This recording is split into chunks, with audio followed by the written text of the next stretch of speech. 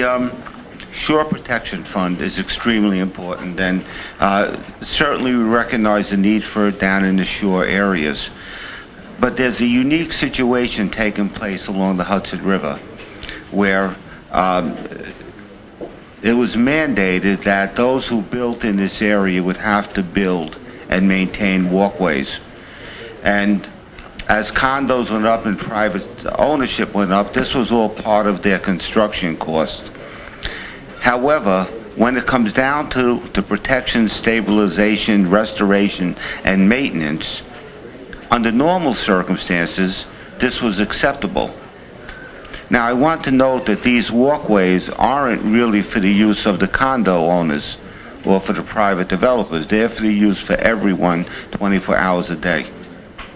And there's no way to pass off the cost. It isn't that they have there's no tolls on the walkway. A bicycle comes down, you don't have an easy pass on them.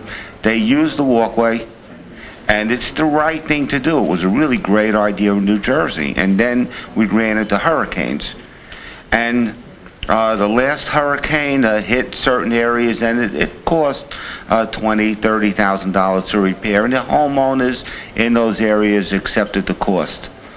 But now with Sandy, it's become prohibitive. You'll hear from some of the homeowners there.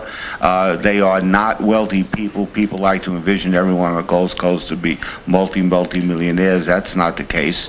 This is a burden to people there who have to repair and maintain these walkways that have been virtually destroyed by Sandy. And it isn't that we're taking money from the other areas of the state, because that's what the rap would be. My God, it's certainly a limited amount of money available. It gives them the right to apply for money for assistance. It doesn't hand it to them. So I believe this is a very reasonable bill. It has its counterpart in the Assembly with Assemblyman Vincent Prieto. And I would like you to hear from some of the people who are involved so you get an understanding of their frustration.